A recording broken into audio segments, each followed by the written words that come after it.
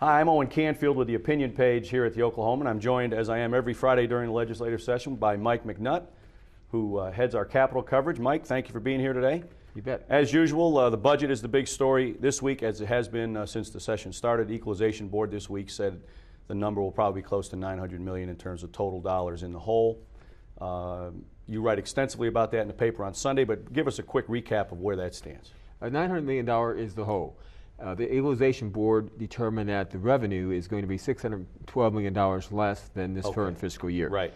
So what we're looking at basically is somewhere between $400 million, maybe to $600 million that they'll probably have to end up cutting. Right. So we're talking about cuts in all agencies, including education, some of the areas that the governor may want to hold harmless, probably some positions being eliminated, but hopefully no employees. But yeah, it's going to be the federal stimulus bills that the money that President Obama signed earlier this year, earlier this week. They're still trying to go over all that. Figure out what's that going to lead to. Some of these are designated to certain specific areas like education. Sure. Transportation goes straight to transportation. So it'll take a couple of weeks to get all that straightened out. So that's going to help quite a bit because of the Medicaid underfunding last year. Right. Well, that'll be the overriding theme, as we said, but other business gets taken care of, of course. One bill this week that was in the legislature that led there's a move among some to return tuition setting authority back to the legislature. Of course, that went away a few years ago. There's been a tug there ever since sometimes to get it back. Some legislators feel like the regents have raised tuition too much over the last several years. Do you think that has legs out there at the Capitol?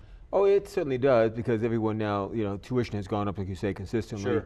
The House Speaker said yesterday that he would like to see the regents, if there's a year to freeze tuition, now is the year to do it, because all families are really suffering this year and having to make cutbacks. He'd like to see it keep with the regents, personally. Now, he may change his mind later on, but he'd like to keep it with the regents because they're the ones in charge with it. Well, in the old days, you'd have an increase in a non-election year, and then they would leave rates alone during an election year, and that's no way to run a railroad. Philosophically, you like to keep the people with the regions who are in charge of higher education. You think they would know the best when they need the rates, but certainly if there's a pattern they see of continuing increases, that concerns them because people are complaining to legislators. And what the Speaker's concerned about and other legislators are that other colleges have not, in other states, have not increased their rates as much. So some students, believe it or not, could go out of state. Get a better deal. Right. Another bill that I thought was interesting, I read about just the other day, would change the immigration reform bill that was passed a year or two ago.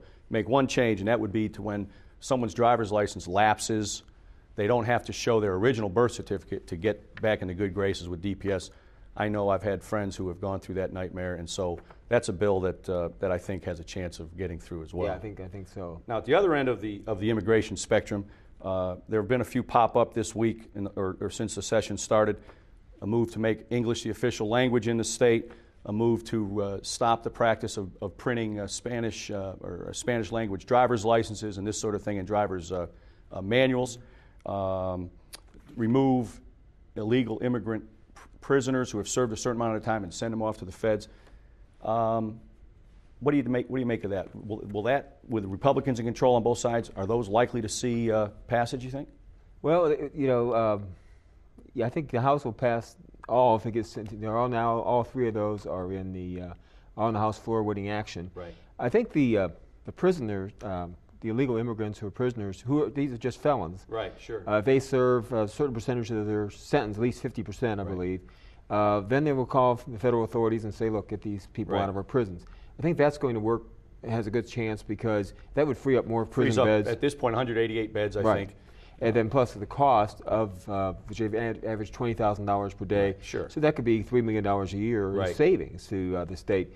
And why have them here if they're here illegally and they committed a crime? Why not give them back to the feds, who don't pick them up until after they complete their state prison sentence? Right. So plus it would give them an incentive not to come back, because if they do come back, and they have to finish the rest of their sentence. Well, the English as official language bill strikes me as sort of a feel-good measure. And this one actually would have some sort of real effect on corrections and on the numbers. Right. Which now the official language, we heard the same argument we did last year. Why do you need it? Right.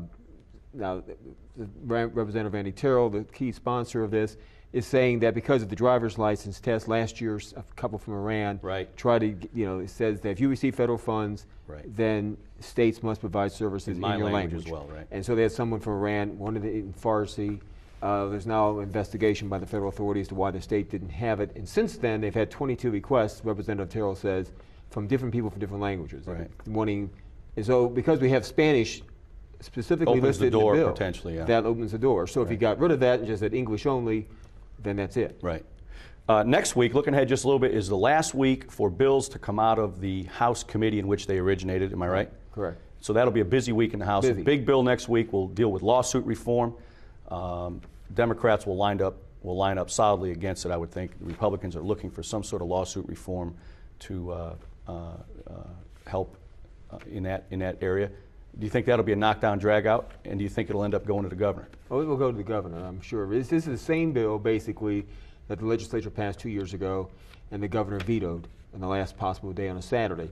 And they came back last year, passed it again, and it died in the House over some disagreements on tort reform. This is, I understand, the same bill. It's got support in both the House and the Senate. As you mentioned, both Republicans control that. They're sending it off, and that's what they've said all along. They want to send this on to the governor. And there's another tort reform bill that passed yesterday. Right. And the sponsor of that bill said basically, look, the people's in November elected the Republican Senate for the first time. House picked up some more members. They're trying to say, look, Governor, people are shifting their attitudes. Right. Take a look at this. Right. And we'll see what happens. I suspect, though, that the governor vetoed it and said he would veto it again last year because there's no significant change to the bill 2 years ago. Right. So it's going to be probably a battle of will. Sure. Well, it'll be interesting, and it'll be something to look forward to next week. And as the session continues, please join us here on News OK TV for further updates, and of course every day in the Oklahoma.